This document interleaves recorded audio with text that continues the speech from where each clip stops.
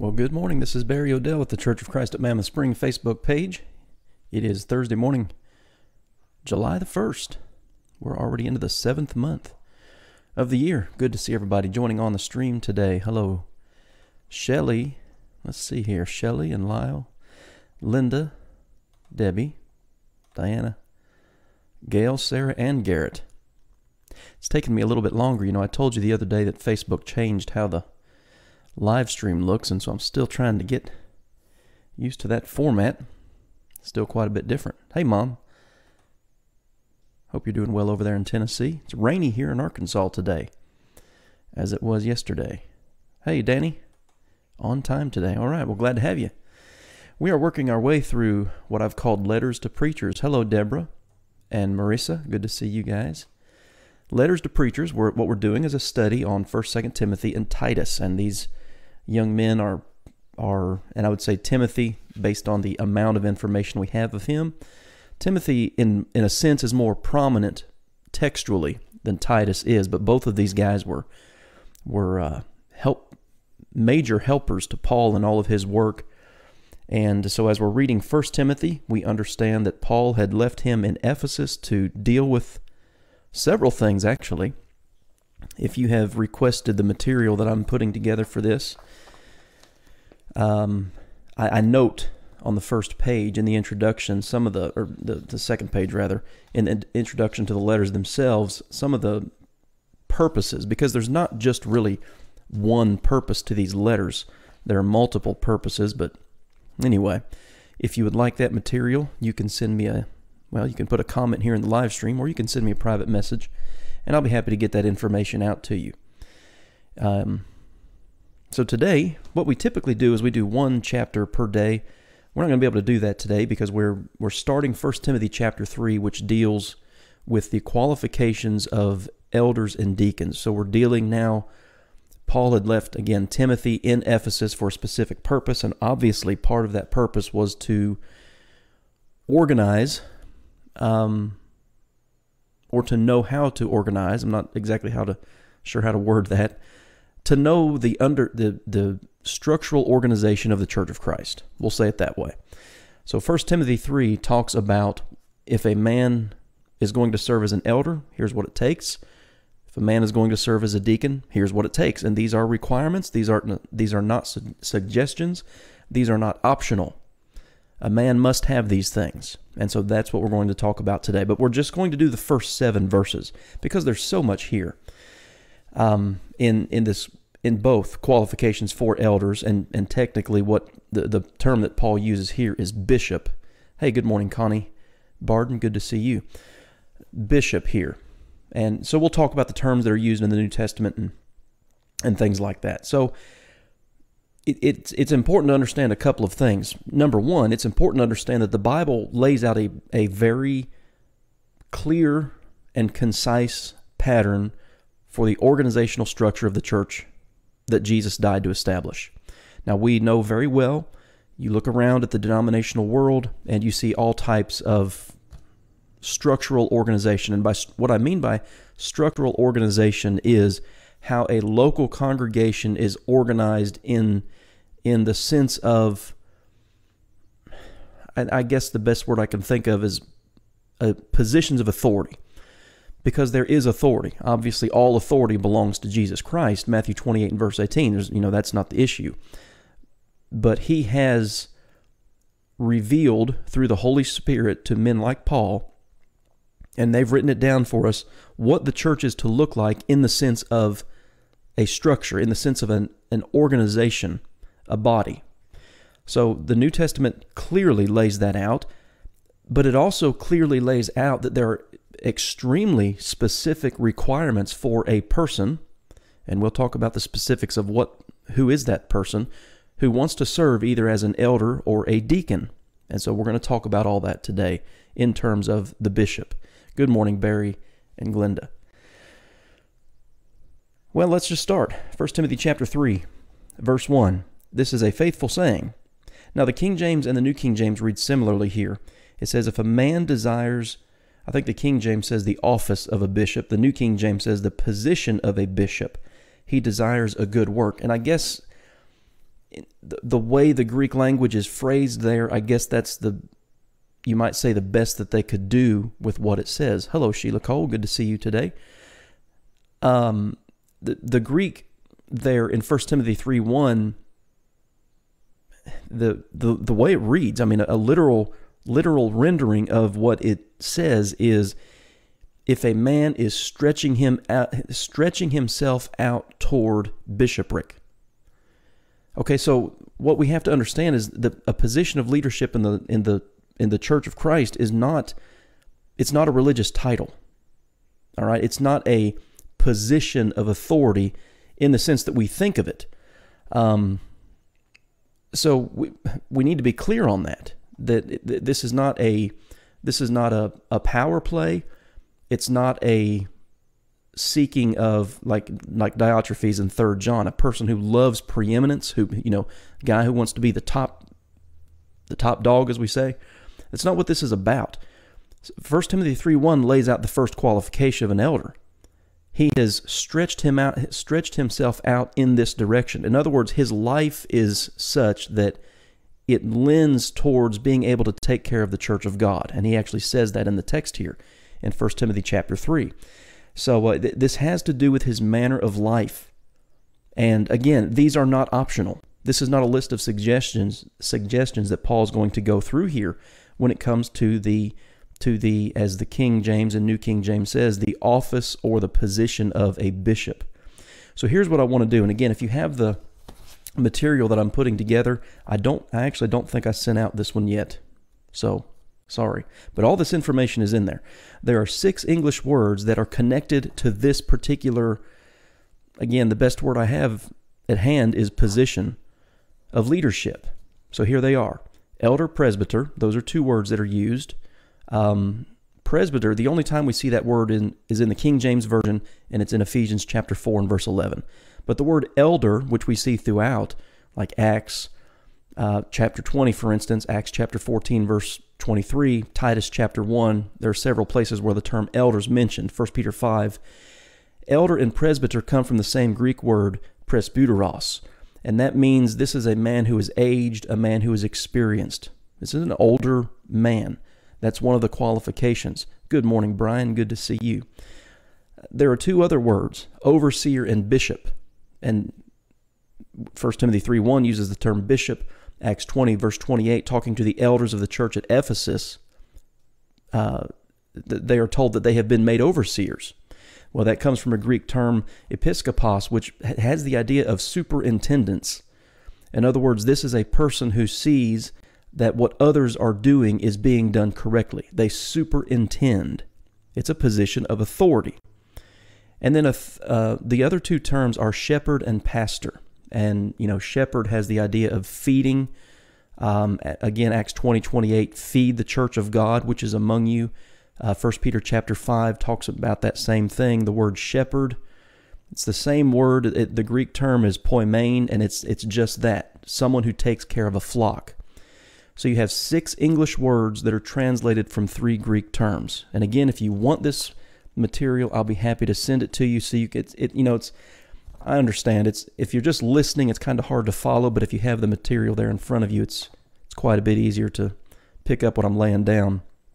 So all 3 of those Greek terms are in direct connection with the elders of the church.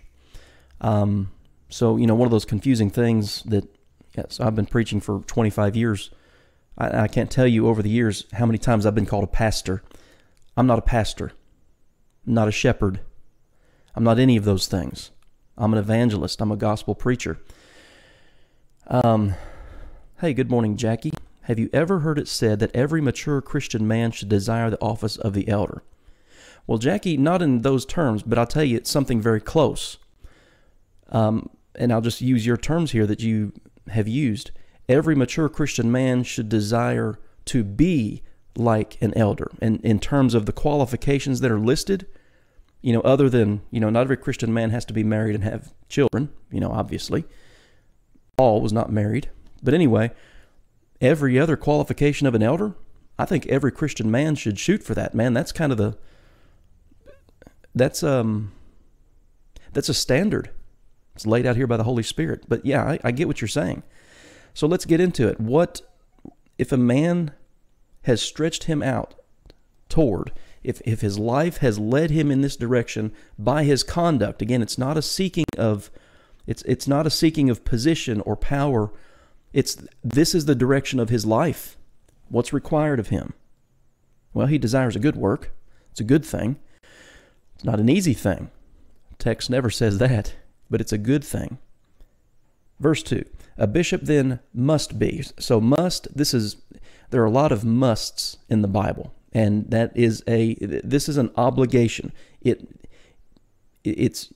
behooves this man to be these things. It is absolutely necessary that he be blameless. That is, he's not open to censure. We hear sometimes of politicians, they'll say something, or maybe they'll tweet something, and there'll be a vote to censure that person. They're being reproached publicly. Well, an elder is not a sinlessly perfect man, but his life has been directed in such a way that he is above that. And again, that's not sinless perfection, but there's nothing that people can grab a hold of in that man's life and say, that guy's a hypocrite. That guy, he can't be a bishop. His life's got to be above that. He must be blameless, which tells me you can be blameless. Any Christian can be blameless in that way. He must be the husband of one wife. Now that verse right there is reiterated in Titus, or that requirement. And a lot of these things are paralleled in Titus chapter 1, but Titus gives us a few different things, maybe a different twist you might say. He must be the husband of one wife. Now, in the movement in churches of Christ of egalitarianism, and I talked about this yesterday from 1 Timothy 2, that the gender roles should be shared equally, even in terms of leadership and worship. No, that's just not true. A man who has directed his life has lived his life in the direction where he can serve as a bishop, it has to be a male. End of story. Must be the husband of one wife.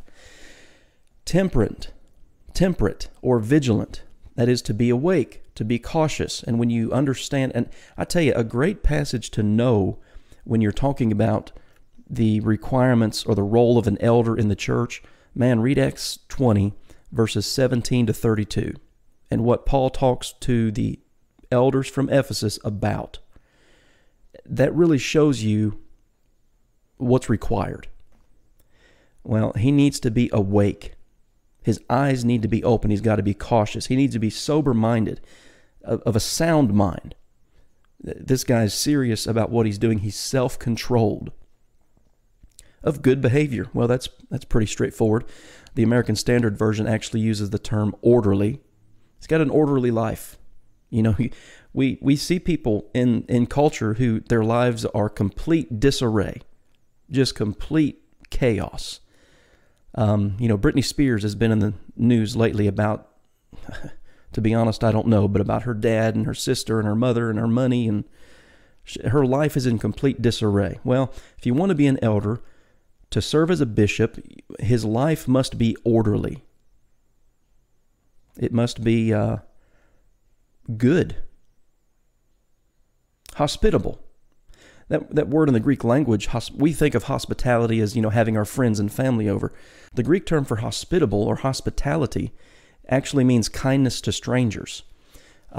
Hebrews chapter 13, verses 1 and 2 talks about that, and actually goes back to what happened in Genesis chapters 18 and 19 when Abraham and Lot had visitors who turned out to be angels. But hospitality is that idea, to be kind to strangers. An elder must be, the King James says apt, A-P-T. The New King James says able to teach. And I don't think either one of those versions hit it right. It's not just that he has the ability to teach. The Greek term means he is skillful in teaching. So you go back to one of the ones previously, he is vigilant, he's awake, his eyes are open, he's cautious, but he's also skillful in teaching. He can teach anything from the Bible. And again, Titus is going to touch on that too in a little more detail about his about an elder's faith and frankly about his knowledge. So he's skillful in teaching, not given to wine. The American Standard Version renders that, it's kind of interesting. It says no brawler, and it has to do with the effects of intoxication. An elder doesn't go near it. In fact, no Christian should go near it, according to Ephesians 5:18. And we'll deal with that with deacons, Lord willing, on Monday when they're not given to much wine. So the way people use that, well, deacons can drink a little. Well, we'll deal with that Monday. Not given to wine. This is a guy who's not affected by intoxication. That's what it means. No, not violent. It says next at the end of verse 2, not violent, no striker, the King James says. An elder is not a man who's ready to strike out in vengeance. He's not a man who's ready to take matters into his own hands if he's been wronged. This is a certain type of guy. Verse 3, not greedy for money. The King James says not greedy for filthy lucre. This guy is not a dishonest man. If he were a businessman, he would be, as the book of Leviticus tells us, he'd have honest scales. He wouldn't cheat. He wouldn't defraud anybody. He's an honest man. He's not in it for the money, and he's not a dishonest man in business. But he's gentle, it tells us in verse 3. He's patient. This guy's fair-minded. And when you think about what elders have to do and what they have to deal with, man, that is so important. They have to deal with so many issues that come up. They have to deal with, so here at Mammoth Spring, we have a congregation of a certain number, and the eldership is over every member of that flock, every different personality, every different issue that might come up. They may find themselves involved in that. And so they need to be patient. They need to be gentle, fair-minded, the Greek word means, of a mild spirit, because they're going to find themselves in a lot of different situations. Not quarrelsome. All right, he's not ready for a fight. He's not looking for a fight. Sometimes you have to stand. We're told that we need to fight a good warfare. Well, it's not that you can't fight, but an elder is not one who's eager to get involved in something like that. But when the time comes to stand, they will stand, and they'll stand strong. Not covetous, and again, that covetous is a little different than greedy for filthy lucre. Covetous is a strong desire for something that someone else has, and they'll do whatever they have to do to get it. So again, touches on honesty and integrity. Let's see here. So verses 4 and 5. So those are verses 1 through 3. Now verses 4 and 5 of 1 Timothy 3 deal with the domestic affairs. Because so far as I can tell in the text, the way he runs, I guess we can use that word, the way he manages, let's use that word, manages his home indicates how he would manage the church. And so here's the requirement. One who rules his own house well, leads out in front, having his children in submission with all reverence. So what Paul does then in verse 5 is there's a parenthetical thrown in here. For if a man does not know how to rule his own house, how will he take care of the church of God? Take care of the church of God. Maybe that's the umbrella of an elder's job. He's to take care of the church. And I notice what it says there, take care of the church of God. It's not his church.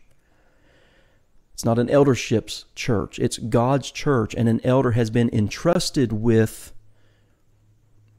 authority. He's been entrusted with, and by means of his faith, Hebrews 13 talks about that, the example that he lays down. But if he can't even manage his own domestic affairs, a wife, some kids, then how can he take care of an entire congregation of God's people? So that's obviously a necessity. He can't be a novice, verse 6. This is not one who is newly planted.